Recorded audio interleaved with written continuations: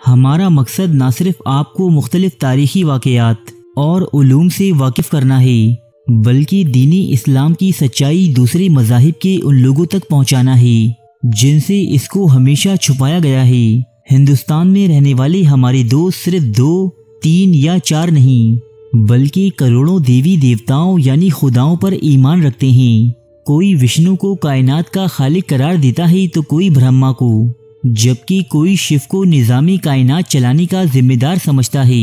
लेकिन दोस्तों, शायद उन्हें ये इल्म नहीं कि उनकी अपनी ही मजहबी किताबें तौहीद यानी सिर्फ एक खुदा के वजूद की गवाही देती हैं, जिन्हें वो हर रोज़ अपनी मंत्रों और श्लोकों में पढ़ते हैं, लेकिन इनकी मानियों मफहूम से बिल्कुल ना आशना हैं। आज हम आपको तौहीद का जिक्र हिंदुओं की मजहबी किताबों से साबित करेंगे, जिससे न सिर्फ आपके इल्म में इजाफा होगा, बल्कि आम हिंदुओं को हक बात जानने का मौका भी मिलेगा। दोस्तों, तौहीद हक है और हक को पहचानने के चंद उसूल हैं। अव्वल ये कि हक वो है जो सीने में ठंडक पैदा करे और हक पर अमल करने से सुकून और इत्मीनान नसीब हो।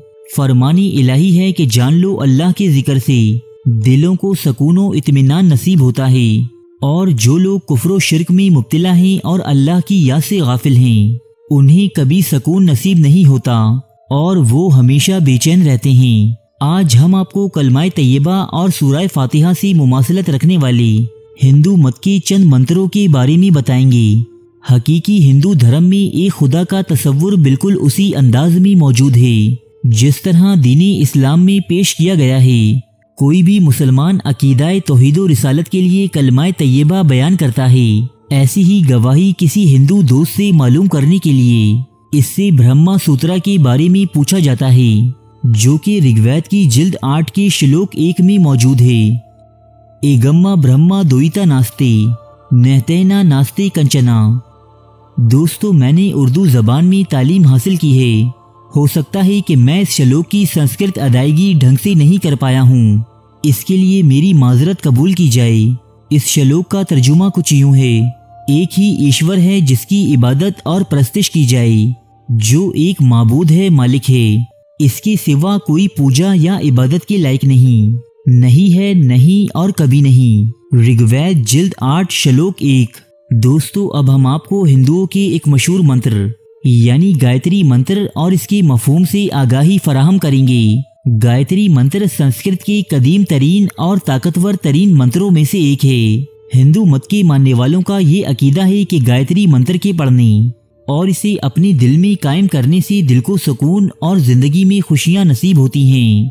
ये मंत्र इतना मशहूर है कि इसे आपने अक्सर इंडियन फिल्मों और ड्रामों में सुन रखा होगा, लेकिन इसके मानियों मफहूम से आप तो क्या बल्कि शायद हमारे हिंदू दोस्त भी वाकिफ ना हो।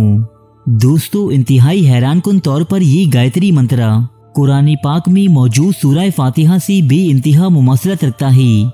ये कुछ इस तरह है: ओम भूर भुवर स्वहा तत्ति सुवेत्र वरेनियम भर्गो देवस्या दहीमही ध्यो योना प्रचोदयात। तर्जुमा: ए ब्रह्मांड की रचना करने वाले सबसे अजीम खुदा ईश्वर, तू मेरा सही मार्गदर्शन करना, ऐसा मार्गदर्शन कि मैं स्वर्ग की तरफ आ जाऊं, और घमंड, कपट और छल जैसी चीजों से मुझे दूर रख। ए ईश्वर, मैं तेरी प्रार्थना, तेरी अर्चना और तेरा अर्चन करता हूँ। एक और मंत्र जो सूरह फातिहा से मुमासलत रखता है, ये यजुर्वेद के चैप्टर 4 श्लोक नंबर 1 और 2 में मौजूद है। इस मंत्र का तर्जुमा कुछ यूं बयान किया जाता है: ए सरापा इल्म सबको रोशन करने वाली परमेश्वर, हमको हिदायत और मग़फ़िरत के लिए सीधे रास्ते से ले चल। मुसुक दाता प्रभु, हाजिर नाजिर मालिक, तू सबके उलूम, आमालु उफ़कार और मामला से वाकिफ है। हमसे टेढ़, गुमराही और गुनाह को दूर कर।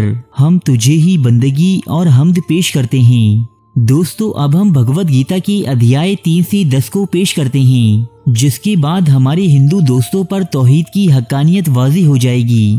तर्जुमा: ए इंसानों, अपने परमेश्वर को पहचानो, क्योंकि वो एक ईश्वर तुम्हारा पैदा करने वाला है। उस ईश्वर ने तुम्हें वायु यानी हवा दी, अग्नि यानी आग दी, धरती दी, आसमान दिया, जल दिया।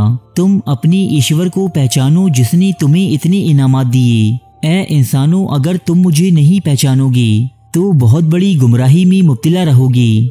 दोस्तों, ये तो सिर्फ चंद मशहूर चीज़ें हैं जो हमने आपके सामने पेश की। इसके अलावा सनातन धर्म की किताबों में कई मकामात पर एक ईश्वर या एक खुदा का जिक्र और इसकी हम्दो सना बयान की गई है।